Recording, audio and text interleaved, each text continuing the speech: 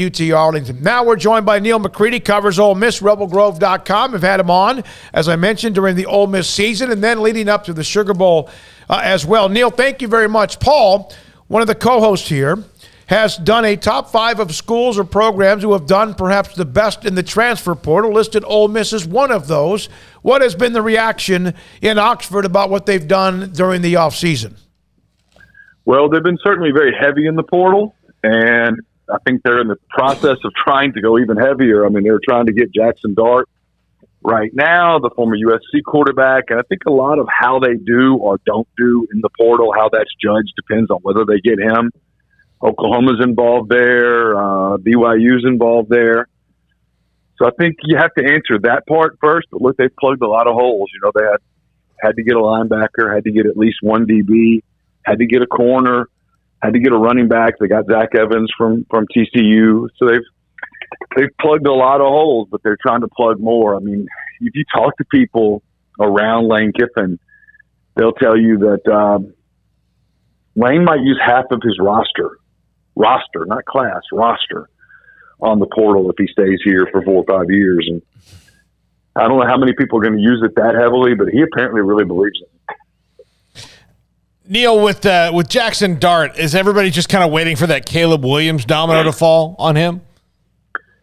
Yeah, it's starting to sound like it because, you know, at first when it looked like Caleb Williams was, quote, signed with USC and that was done, Dylan Gabriel pops to Oklahoma, Dart gets in the portal. Ole Miss looks like this natural place for him to land. And then I thought it was kind of odd at first when Dart visited Oklahoma, and now you start to put it together, and clearly Oklahoma is telling Jaxson Dart, or Jaxson Dart, I should say, is waiting to see kind of what happens there before he does something because, you know, I don't guess it's out of the realm of possibility at this point that Caleb Williams ends up back at Oklahoma. It's just kind of a bizarre story. And then on the other side, you wonder whether USC is just making sure that every I is dotted and that every T is crossed. There's a lot of bad blood there with Lincoln Riley and a lot of accusations of tampering, all of that stuff. Guys, it's a soap opera. I have really no idea all of the elements that went into it. I think it's kind of like picking up, you know, Days of Your Lives or something on a random Thursday and trying to figure out all the different characters and how they got there. It's gonna take a minute. It's got the makings of a great 30 for 30 one day, depending on how all these guys pan out and where they land. In terms of Jaxson Dart, I mean, obviously Matt Corral is off to the pros, and we got a little glimpse of, you know, perhaps the future there in the Sugar Bowl. But how important is it for them to land a QB? And if they don't get Dart, you know, does that mean they keep looking, or you know, what's the situation there? Yeah, I mean, I anticipate if they don't get Dart, they immediately get in on JT Daniels, I guess. They have to get a quarterback. I mean, you guys saw Altmeyer in New Orleans, and he did okay considering the assignment. I mean, he's thrown into a game that I don't know that he really thought he would play in, and then he's going up against one of the better defenses in the country, and he didn't do particularly great. He made a few plays. He showed some ability, certainly. I think once he kind of stopped thinking so much and just played a little bit, he had some success in spots. But look, even if you think Luke Altmeyer is your quarterback of the future, you've got to go get another quarterback to compete with him. Mm-hmm. And, you know, I mean, right now today, they have 2 quarterbacks in their quarterback room. I just can't imagine that they haven't signed one. They're not going to sign one in terms of a high school kid.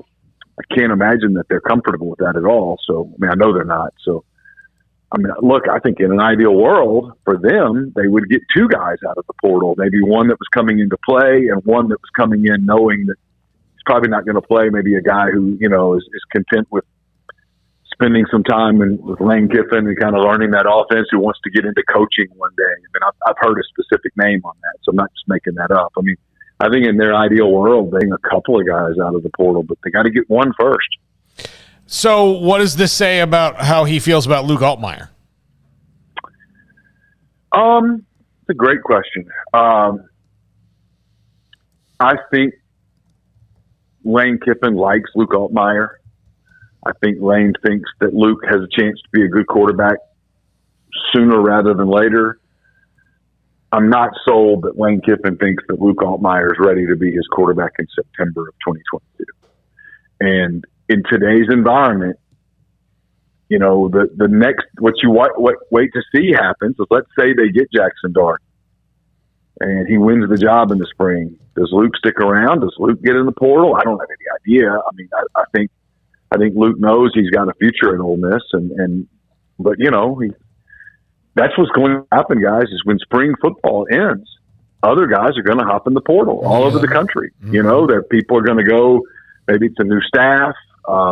Maybe they decided to give it a shot for a spring, and they go through a spring and they don't like a new position coach or whatever. I mean, there's 1,300 guys in the portal right now. There will be more than that when spring practice is over. There's no question. Yeah, Neil, I got a question on my podcast the other day, and you know, fans a little like, oh, well, Baylor's only added one player so far, and I'm like, you got to wait till after spring ball to have any kind of idea of what this is going to look like, because there's, like you said, there's going to be so many more guys once they have a better idea of what the roster and depth chart in front of them looks like. There's going to be not just guys, but potential impact guys that see the writing on the wall and by April are in the transfer portal. Oh, yeah, let's be serious here for a minute. I mean, I think we talked about this during the Sugar Bowl week. Everybody, whoever your team is, if your team's Baylor, if your team's Texas, if your team's Ole Miss, whatever, your staff is tampering and your roster is being tampered with. It just is. And it's kind of nonstop. Whether you think that's good or bad is up to you. It's absolutely happening. And people are going to evaluate at the end of kind of this cycle, which I think we're kind of at the end of it, because you've got to be enrolled in classes to go through spring. And so the drop dead dates are coming up pretty quick as to when you got to be in class. And so it'll slow down a little bit February 1, but then about April 1, it's going to pick back up. And in the meantime, people are going to be assessing what they have, what they don't have, and kind of going back through their Rolodex of contacts with people. And yeah, there's going to be another complete, probably 6-week wave of activity between the middle of April and June 1st, which is kind of a drop dead date again for there to be, guys leave where they are after the spring semester and get enrolled in time for summer terms so they can go through an off season program and all of that stuff. It's just the new wave of it until they come up. And I do think this will happen until they come up with a couple of kind of regimented transfer windows. It's just going to be kind of open season. Yeah. Neil, hey, good stuff. Appreciate you. Hey, I got another question if we have time. Yeah, just quick. Zach Evans, I mean, how big of an addition is that? I mean, he's kind of a huge player here in the state of Texas, and its TCU career wound down very weirdly just with injuries and the coaching change and all of that. But how dynamic do you expect him to be, or can he be in this, in an Ole Miss uniform? They wanted him badly 2 years ago when he originally signed with TCU. Ole Miss was one of the first teams to he was one of the first guys to come in on a visit after Kiffin got the job here. Feels like a million years ago with the pandemic and stuff. But they wanted him, and he's been a guy I think they've kind of kept their eye on for the last couple of years. And now they expect him to be a great player, and B, they desperately need him to be a really good player because all three of the running backs that you guys saw play against Baylor in the Sugar Bowl, they're all gone. Henry Parrish transferred to Miami. Snoop Connor and Jerry Neely declared for the NFL draft. So that room, which was really full most of the season in Oxford, got pretty empty in a hurry. So they not only do they need Zach Evans, to be a star, they need him to be a workhorse. Thank you, Neil. Appreciate it. Great to have you on throughout the time during the season, prior to the Sugar Bowl, and also now on the transfer portal as one of the schools that's doing well. And if they can get Dart, they already have Zach Evans, and among others, my goodness, that's a heck of a coup for them as Lane Kiffin continues to build now off of this year. When we come back, Cowboys, of course, done.